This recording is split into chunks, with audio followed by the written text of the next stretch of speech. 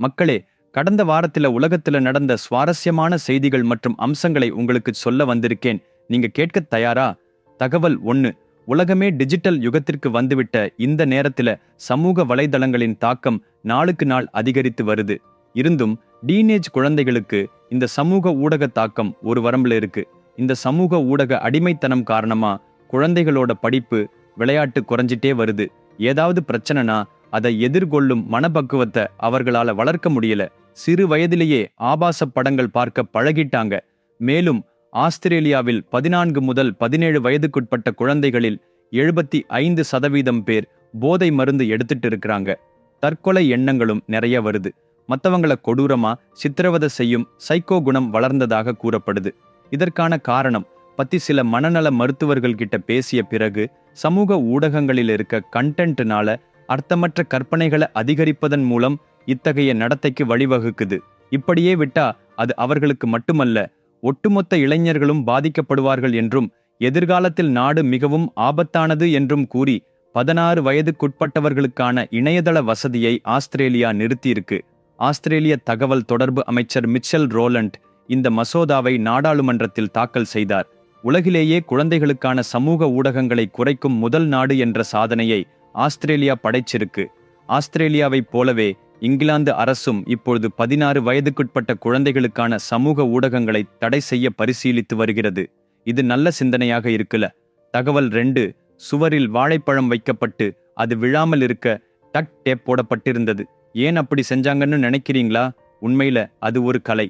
Crypto currency நிறுவனர் ஜஸ்டின்சன் சமீபத்தில் நியூயார்க்கில் உள்ள சொதபீஸ் நிறுவன ஏலத்தில் $6.2 மில்லியன் ஒன்றல்ல இரண்டல்ல வாங்கினார். இந்த கலை நகைச்சுவை என்று அழைக்கப்படுகிறது. இது 2019 மியாமி பீச் ஆர்ட் பேசலில் முதலில் காட்சிப்படுத்தப்பட்ட போது $150,000 வாங்கப்பட்டது. என்ன ஒரு வாழைப்பழத்தை 6.2 மில்லியனுக்கு வாங்குவது? அதில் $2 டேப்பை போட்டால் அது உண்மையில் பைத்தியம் என்று பலர் நினைக்கிறார்கள். கடந்த ஆண்டு தென் கொரியாவில உள்ள அருங்காட்சியகத்தில இந்த கலைக்காட்சிக்கு வைக்கப்பட்ட போது ஒரு குழந்தை வாழைப்பழத்தை சாப்பிட்டு டேப்பின் பின்னால் இருந்த தோலை அமைதியாக மீண்டும் போட்டது. இதையறிந்த அருங்காட்சியக நிர்வாகத்தினர் குழந்தையிடம் கேட்டபோது, எனக்கு மிகவும் பசியாக இருக்கிறது, சாப்பிடுகிறேன் என்று கூறினார். 2019 எப்போதாவது வைக்கப்பட்ட கலையில் உள்ள வாழைப்பழம் 2023 இன்னும் புதியதா, ஃப்ரெஷ்ஷாக இருந்தாலும் குழந்தை வாழைப்பழத்தை ஏற்கனவே சாப்பிட்டது சரியா? ஆனால் $6.2 மில்லியன் செலவழித்து இந்த ஆண்டு ஏன் வாங்கினார்கள்? இங்கே என்ன விஷயம்? அந்த வாழைப்பழம் 3 நாட்களுக்கு ஒரு முறை மாற்றப்படும். இப்போ வரைக்கும் எதுக்குனே காரணம் தெரியாம இது நடந்துட்டு வருது. தகவல் 3. ரஷ்யாவுக்கும் உக்ரைனுக்கும் போர் நடப்பது அனைவருக்கும் தெரியும். ஆனால் உக்ரைனுக்கு எதிராக போராட இராணுவத்தில் புதிதாக சேர்ந்தவர்களுக்கு 80 லட்சம் கடன் வழங்கப்படும் என்ற புதிய சட்டத்தில் விளாடிமிர் புடின் கையெழுத்திட்டுள்ளார். இந்த சட்டத்தின் மூலம் இராணுவத்தில 1 வருடம் பணியாற்ற தயாராக இருப்பவர்களுக்கு $1 கோடி, அதாவது சுமார் $1,00,000 கடன் தள்ளுபடி செய்யப்படும். அவர்கள் இராணுவத்தில் சேர்ந்தால் அவர்களது பங்காளிகளின் கடனும் செலுத்தப்படும் என ரஷ்ய அரசு அறிவித்துள்ளது. இருப்பினும் நாட்டிற்காக போராடுபவர்களுக்காக இப்படி ஒரு சட்டத்தை கொண்டு வந்துள்ள ரஷ்யாவை பாராட்டலாம். தகவல் 4. பாலசுப்பிரமணியன் சிதம்பரம் சிங்கப்பூரில் வசிக்கிறார். அவர் தன்னோட மனைவியை மிகவும் நேசிச்சாரு. கோடீஸ்வரராக வேண்டும் என்ற கனவோடு இந்தியாவில் இருந்து சிங்கப்பூர் வந்தார். அவர் மிகவும் கடினமாக உழைத்து வருகிறார். மேலும் கடந்த 3 மாதங்களுக்கு முன்பு மனைவிக்கு சில நகைகளை வாங்கி கொடுத்துள்ளார். ஆனால் அந்த நாள் தன் வாழ்க்கையையே புரட்டி போடும் என்று அப்போது பாலசுப்பிரமணியனுக்கு தெரியாது. அந்த கடையில் 15,000 சிங்கப்பூர் டாலர்களுக்கு மேல் ஷாப்பிங் செய்பவர்கள் லாட்டரியில் பங்கேற்க வாய்ப்பு இருக்கு. அந்த லாட்டரி நமக்கு வருமா வராதா என்று எடுத்தார். 3 மாதங்கள் கடந்துடுச்சு. உலகில் வேடிக்கையாக என்ன நடக்கிறது என்பதை அறிய எக்ஸ் திறந்தார். ஸ்க்ரோலிங் செய்து கொண்டிருந்த போது திடீரென்னு அவரோட போட்டோ பார்த்தானர். எனது புகைப்படம் என்ன முதலில் வெளியிடப்பட்டதா? அந்த பதிவை பார்த்த பாலசுப்பிரமணியன் அதிர்ச்சி அடைந்தார். முஸ்தபா ஜுவல்லர்ஸ் வெளியிட்டு இருந்தாங்க. சுப்பிரமணியன் அதிர்ஷ்ட குலுக்கல் முறையில் $1,00,000 பம்பர் லாட்டரியை வென்றதாக அந்த பதிவில் கூறப்பட்டுள்ளது. எல்லாவற்றிற்கும் மேலாக கோடீஸ்வரராக வேண்டும் என்ற சுப்பிரமணியனின் கனவு நிறைவேறியது. நண்பர்களே, ஒரு சுவாரஸ்யமான கதையை படிச்சாலே போதும், அது ஒரு மனிதனின் வாழ்க்கையை மாற்றும் என்று நம்புவீங்களா? அந்த கதையை உங்கள் பிள்ளைகளுக்கு படிப்பதன் மூலம் அவர்கள் வாழ்க்கைக்கு தேவையான மதிப்புகளை கற்றுக்கொள்வார்கள் என்று நீங்கள் நம்புவீங்களா? ஒரு கதையை படிப்பதன் மூலம் நீங்கள் அனுபவிக்கும் அல்லது வாழ்க்கையில் வரும் எந்த ஒரு பிரச்சனைக்கும் தீர்வு காண்பீர்கள் என்று நீங்கள் நம்புகிறீர்களா? ஆம், அது சாத்தியம். மனிதகுல வரலாற்றில் இதுவரை சொல்லப்பட்ட மிகப்பெரிய காவியத்துடன் மட்டுமே அது மகாபாரதம். இந்த கதை சூப்பர் ஹிட் படத்தை விட 100 மடங்கு சிறந்தது. இது ஒரு சவால். விக்ரமாதித்யனின் வார்த்தைகளில் எழுதப்பட்ட மகாபாரதத்தின் முழு கதை புத்தகம் மற்றும் மின்புத்தக வடிவில் 2 பகுதிகளாக அமேசான் மற்றும் 43 ஆன்லைன் ஸ்டோர்களில் கிடைக்கிறது. இந்த புத்தகம் உலகம் முழுவதும் 54 மொழிகளில் கிடைக்கிறது. இந்த வீடியோவின் கீழே உள்ள விளக்கத்தில் இணைப்புகளை கொடுத்துள்ளேன். உடனடியாக ஆர்டர் செய்யுங்கள். ஏன்னா அது வெறும் புத்தகம் அல்ல, இது உங்கள் வாழ்க்கைக்கு தேவையான நூலகம். தகவல் 5. எங்கும் நிலச்சரிவு ஏற்பட்டா அந்த பகுதிக்கு இது ஒரு பயங்கரமான சம்பவம் போன்றது. இப்போ அவ்வாறான நிலச்சரிவு ஏற்பட்டு மலையொன்று முழுமையாக இடிந்து விழுந்திருக்கு. ஆனா இங்கு விசித்திரம் என்னவென்றால், மலை இடிந்து விழுந்ததை கிராமமே கொண்டாடுது. அப்படின்றால் உங்களுக்கு அது எங்கே என்னன்னு தெரிய வேண்டும்? காங்கோ, ஆப்பிரிக்காவில. இந்த நாட்டில் எண்ணற்ற கனிமங்கள் இருந்தாலும் அவை எதுவும் பணக்காரர்களாக மாறவில்லை. இன்னும் அவை உலகின் ஏழ்மையான நாடுகளில் ஒன்றாக அறியப்படுது.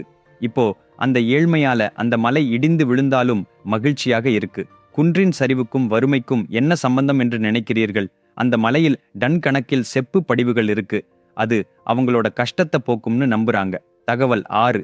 பொதுவாக நாம ஒரு நாளைக்கு 8 மணி நேரம் வேலை செய்கிறோம் அல்லது 9 மணி நேரம்.